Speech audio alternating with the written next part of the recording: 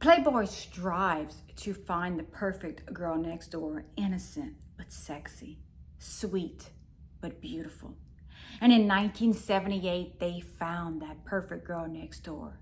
But sadly, 2 years later, she was brutally murdered. But who was to blame? Let's find out right now.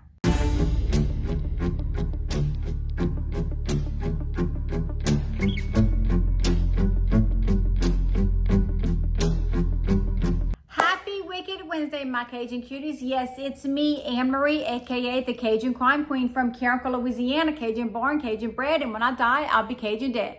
I hope after this video that you like, subscribe, and comment, and don't forget to press on that notification bell so you never miss a video from me, Anne-Marie. I hope you have a beverage. I hope you have a snuggle partner or a snuggle fur partner. Those are the best, and you're ready to hear a true crime story with yours truly. And as always, how are y'all doing on this beautiful Wednesday evening? It's beautiful down here in Louisiana. Very hot, very steamy. That's why my hair looks like cotton candy. But we are enjoying and embracing this warm weather. As you all know, summer is my absolute favorite season. I'm having a wonderful summer, spending it with my wonderful babies. And as always, are y'all exercising? Are y'all getting those tickers up? Are you drinking water? Are you staying hydrated? Remember, just a brisk walk every day, especially first thing in the morning, will make you have an amazing, wonderful day. And I want all of us to live extremely long. And we are going to continue today with another sad, horrific Hollywood murder. But I am prepared for today because I have my beautiful, I don't know if y'all can see it, Marilyn Monroe shirt from In Hollywood Land. Y'all, this company has everything you can think of Marilyn Monroe on TikTok. Everything. And when I received this shirt, I was so excited. I love Marilyn Monroe. As you all know, she's behind me. And she is on my shirt today, and I am just loving it. So y'all need to go check out In Hollywood Land. Oh, love them. Tell them Anne-Marie sent y'all. And today we're going to be discussing a woman who I am obsessed with. I absolutely love this woman. I've read the book about her, The Death of the Unicorn. I have her first edition of her Playboy magazine. I have her poster framed. She is a gorgeous, stunning woman. Dorothy Ruth Stratten was born February 28, 1960 in Vancouver, Canada, to her parents, Simon and Nellie Stratten. She had a younger brother, John, and a younger sister, Louise. Dorothy was extremely beautiful. She was very tall. She was 5'10", and was often bullied due to her big lips. And y'all, I can get that. When I was young, my lips were so big, I was incredibly insecure. I would try to do everything to hide my lips. I hated my lips. And I remember my mom telling me, one day you are going to embrace those lips. And today's the day. I love my lips. So all of you that get bullied for lips, trust me, later on you will embrace them. Lips are wonderful, big or small. Lips are great. So don't ever get bullied due to your lips. But Dorothy was bullied constantly due to her big lips. It made her extremely insecure. Dorothy started working at the local Dairy Queen. How cute is that? She had her little hat, she had her apron, and she was serving the best of the best ice cream at Dairy Queen. And in 1977, a very charming 26-year-old man in this long blonde fur coat walks in and sees Dorothy, and he is in love. Yes, he's 26 years old. Yes, Dorothy's 17, but he was in love. Gave her this huge tip, and Dorothy agreed to go out with him. Who was he? Paul Snider, a local club promoter and a pimp. He had the whole outfit, y'all. He was doing his thing. He was good looking, and he spotted Dorothy, and money signs went off. He was the one that talked Dorothy in to posing nude. In 1978, Paul bought Dorothy a beautiful dress, which Dorothy wore to her prom alongside Paul Snider. In 1978, Dorothy graduated from Centennial High School, and that is when Paul sent in her nude pictures to Playboy, and ding, ding, ding, ding, ding. Guess what, y'all? Of course, Playboy loved those pictures, but who wouldn't love pictures of Dorothy? She was stunning, beautiful, tall, beautiful blonde, just like Anna Nicole Smith. Playboy, ring-a-ding-ding, called Dorothy, flew her out to LA, and by August of 1978, only 6 months after turning 18, Dorothy moved to LA, and her dream started becoming a reality. Paul Snider decided to move to LA in October of 1978 following Dorothy. He was very controlling. He wanted to know exactly what Dorothy was doing 24/7. It was said that everyone warned Dorothy about Paul. Everyone knew about his controlling ways. Dorothy would be inside of the mansion, and Paul would be trying to pick up girls in the grotto right outside the Playboy mansion. Everyone knew he was a dog. He controlled Dorothy's every move. He told Dorothy who to sleep with. He wouldn't allow Dorothy to drink Coke or coffee, as he said it would stain her teeth. It was said that he gave Dorothy a dog and poisoned the dog later because Dorothy was spending too much time with the dog and paying more attention to the dog than with him. That is evil right there. That itself right there, to murder a dog, is evil. That's the worst of the worst. How low can you go that you're going to be jealous of a dog? But anyway, as y'all know, I don't like Paul Snider. He was a very bad individual, and everyone could see it. He was so worried about losing Dorothy that he talked Dorothy into marrying him on June 1st, 1979 in Las Vegas. Everyone talked her out of it, but she felt like she owed Paul because he gave her all of this success with Playboy. In 1979, Playboy was looking for their 25th Playmate. This was a huge deal because whoever was gonna win this 25th edition of the Playboy magazine was going to be the it girl for the 25th anniversary of Playboy. Dorothy was very naive. She was very shy, and they decided that it wasn't Dorothy's time to be Playmate of the Year in 1979. It was awarded to another Playmate. Dorothy started getting roles on different shows, such as Fantasy Island. She was a beautiful girl and started getting her foot in the door. And in 1980, she met the huge film director and producer, Peter Bogdanovich. He is a very talented director and producer, and we know him as the director of Paper Moon. He's a wonderful, wonderful director in Hollywood. He was huge.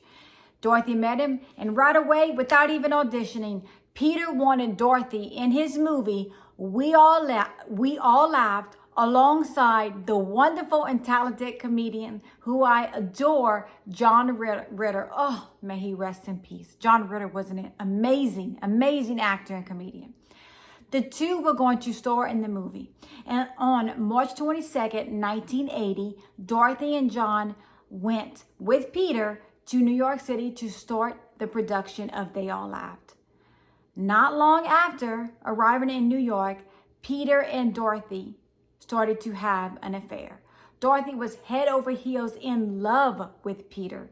She loved the way he treated her. Yes, Peter was 20 years older than Dorothy, but Dorothy didn't care. Dorothy was in love, and she wanted to be with Peter.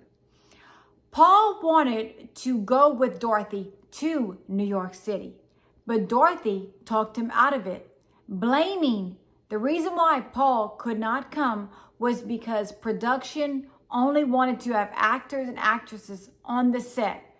Paul remained in LA.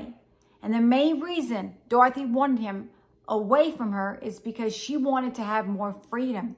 And she wanted to continue her affair with Peter Bogdanovich.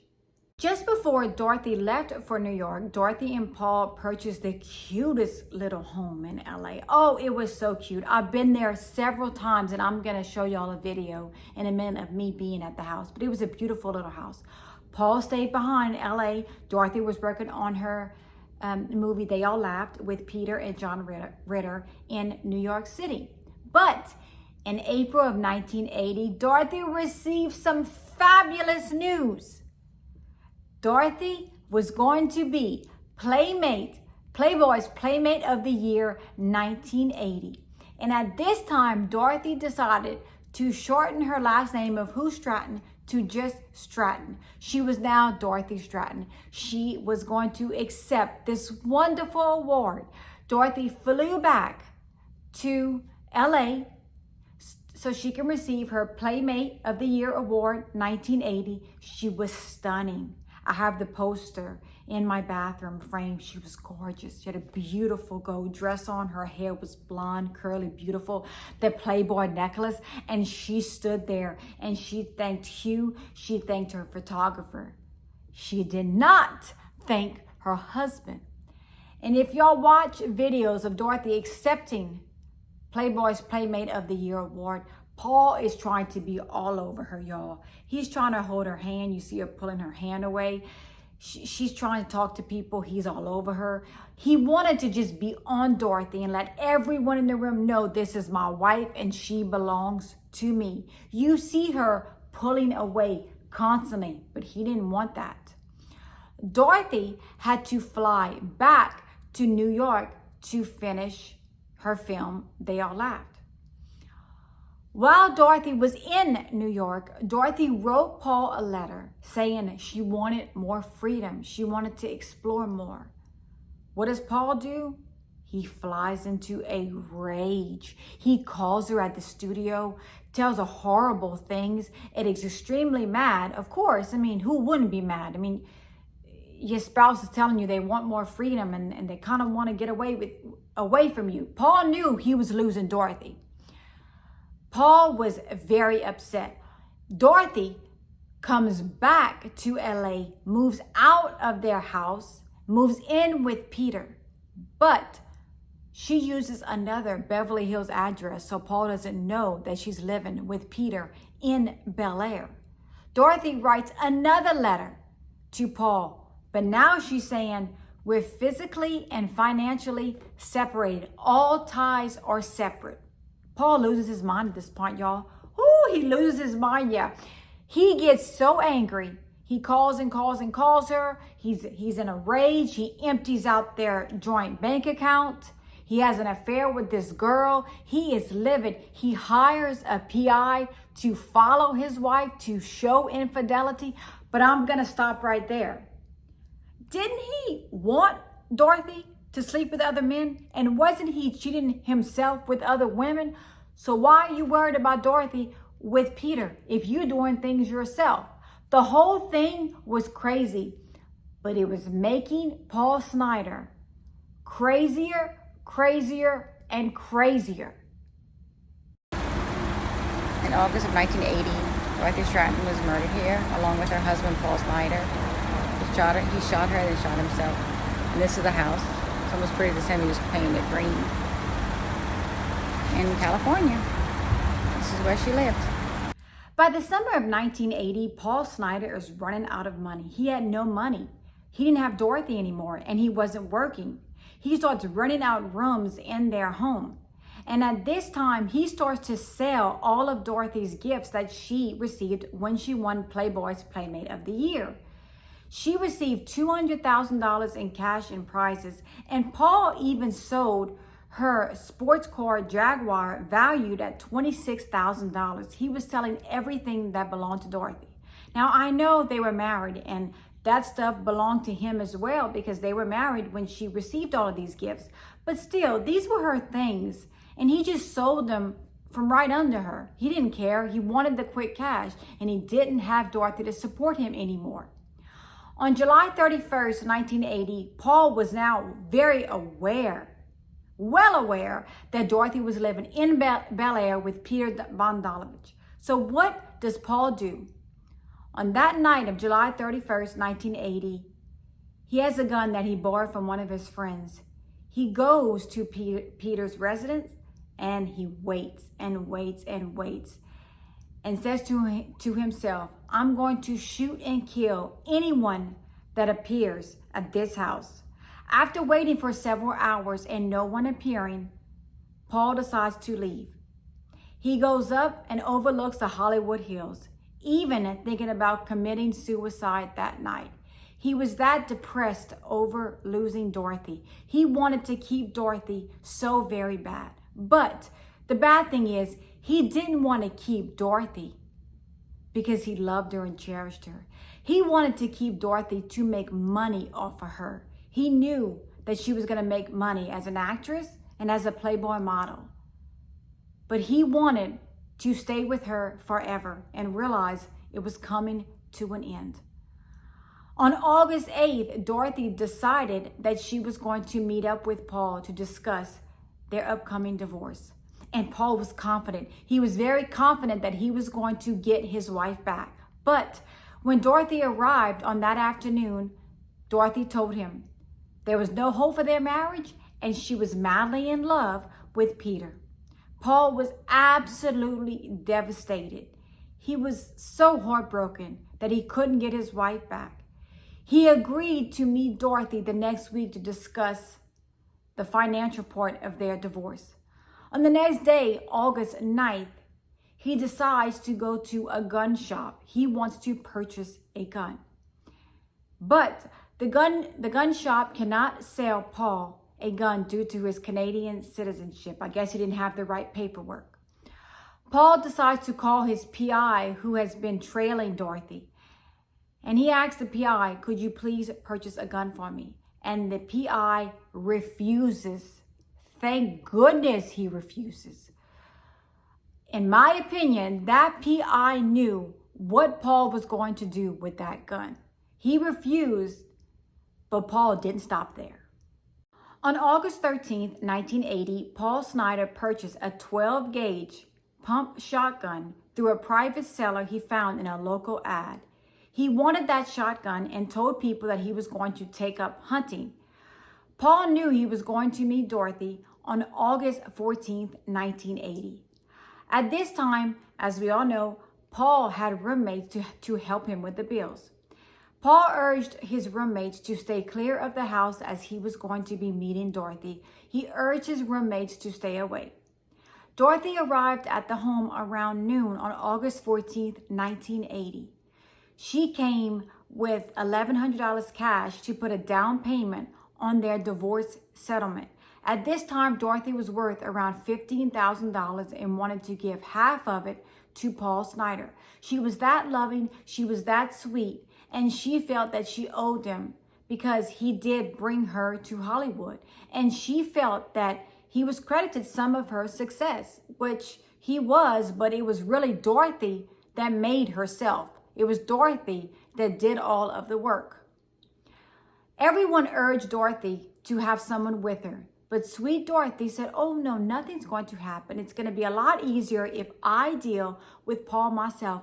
And trust me, I've been in that situation where you don't want to have anyone else involved and you want to go alone, because the last thing that you think about is that person that is claiming they love you is going to shoot and kill you. That's the last thing you're thinking. You just want everything to be quiet and settled. Dorothy arrived there, and there was some type of safe word that her manager was going to use when he called the resident to check on Dorothy. Dorothy's manager called about 30 minutes after she arrived.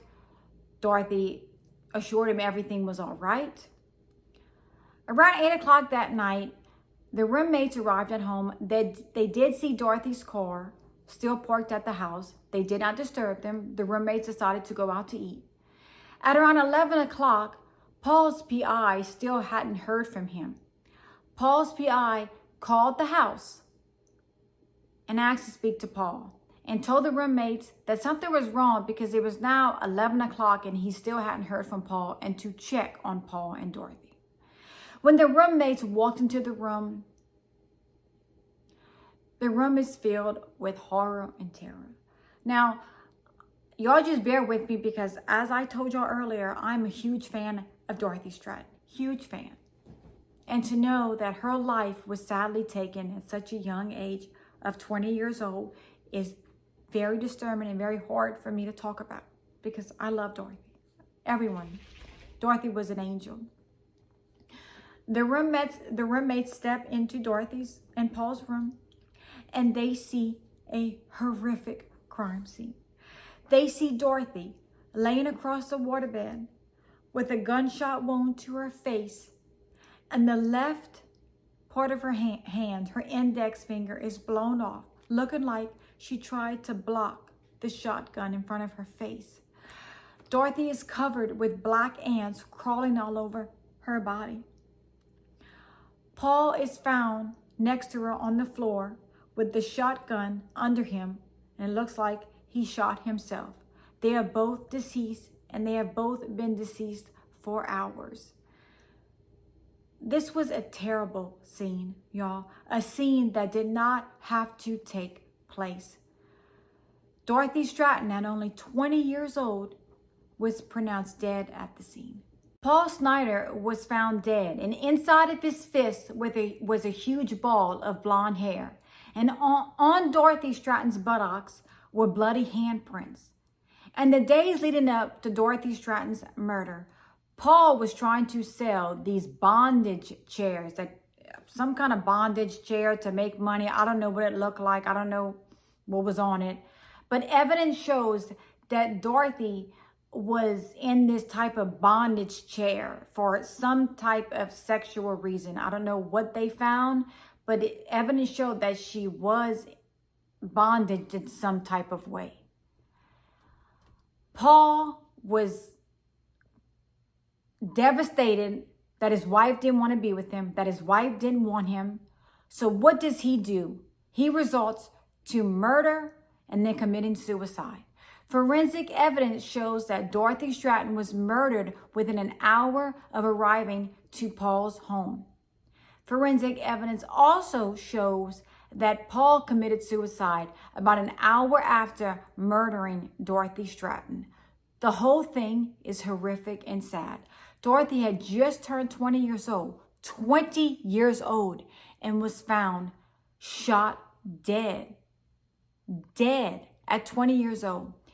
Peter Bondalovich was absolutely devastated. So was everyone at the Playboy Mansion, including Hugh Hefner and her family back in Vancouver, Canada. Dorothy Stratten is buried at Pierce Brothers, where Marilyn Monroe is buried. I've been to Dorothy's grave several times. It is beautiful. Dorothy was cremated and her ashes were buried. And in 2022, following Peter Bondalovich's death, he was buried alongside Dorothy Stratten. And I'm going to tell y'all something very weird about Peter Bondalovich.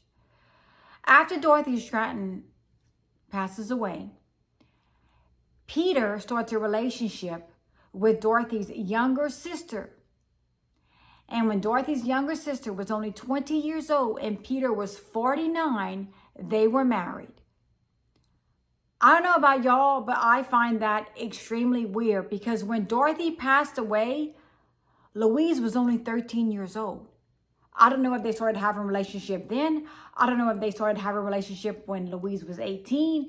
All I know is that I find it extremely weird that Peter would start having a relationship with his deceased girlfriend's baby sister. Do y'all find that weird? Y'all put that down in the comments if y'all find that weird. I find that extremely weird. I don't know about y'all, but that's strange to me. But sadly, Dorothy Stratten, who had her whole life ahead of her, was brutally murdered, and her husband, Paul Snider, was taken back to Vancouver, Canada, where he is buried today. My final thought, you know, I always give y'all my final thought. My final thought is I believe that Paul Snider was going to stop at nothing to get Dorothy Stratten back. He didn't care how he was going to get her back. But there was no way that Paul Snider was going to leave Los Angeles without Dorothy and go back to Canada. And it was also said that Dorothy Stratten was so sweet and so loving that while she was with Paul and they were living in that home, that she told Paul, to save our marriage, let's forget about all of this and move back to Vancouver, Canada. Paul refused. Paul saw Dorothy and saw dollar signs, and all he wanted was money, money, money, money, money. That's all Paul wanted. But Dorothy had enough, and Paul murdered Dorothy because he knew he was going to never be married to Dorothy Stratten again. He knew he had lost her. Now, y'all ever heard of Chippendales? I'm sure y'all have. The dancers. The dancers of Chippendales, that idea, yes, that idea was Paul Snider's idea. Paul Snider was looking to make money in some type of way and said to a club owner, why don't we have male strippers? Everyone thought it was going to be a flop. Everyone was like, what? No way, that's not going to work. And guess what else? Do y'all know how the Chippendales wear the cuffs and collars? Y'all know how they wear that? And their beautiful black tuxedo pants? Dorothy Stratten's idea to Chippendale owner, Steve Banerjee, was that the Chippendale dancers wear the cuffs and collars like the Playmates. You know how the bunnies, they wear the little cuffs and collars? Dorothy Stratten's idea was, let's get the Chippendales to wear the same thing that the bunnies wear. So it was Dorothy and Paul's idea. If it wasn't for Dorothy and Paul, Chippendales wouldn't be around today. But Paul Snider was so crazy that he was a club promoter in LA. And he was the MC for Chippendales. But he was so insane that the owner of Chippendale, Steve Banerjee, fired him as the MC. That's how crazy he was. Steve Banerjee took Paul Snider's idea about the Chippendales and ran with it, but left Paul trailing because he was that insane. Paul could have made it in LA, but he didn't. Paul was so worried about Dorothy and what Dorothy was doing and who Dorothy was with that he let everything go. Paul was mentally unstable, and he thought that he was going to move to LA and become this big club owner or club promoter, and everything was going to be perfect. He was married to this beautiful Playmate. Nothing worked out for him. And sadly, because it didn't work out for him, he murdered a beautiful 20-year-old Dorothy Stratten. And as always, I visited her grave several times, and when I go back to LA in 2 weeks, I will revisit Dorothy's grave and bring her flowers as always. My heart goes out to Dorothy and her family. To be taken over 40 years ago by a monster is absolutely devastating. It's horrible. And I will show y'all a video of me at Dorothy and Paul's home where the murder took place. I hope y'all enjoyed today's video. I hope that you like, subscribe, and comment. And don't forget to press on that notification bell so you never miss a video from me, Anne Marie. And as always, stay safe. Always be aware of your surroundings. Always know that y'all can message me, email me, any type of request, or if y'all just want to talk, y'all can always turn to me. And as always, thank you all very much for the love and support. I appreciate all of you. And for you, I am truly grateful. I will see y'all tomorrow night with another tragic Hollywood murder. I love all of y'all. Have a good night. Bye.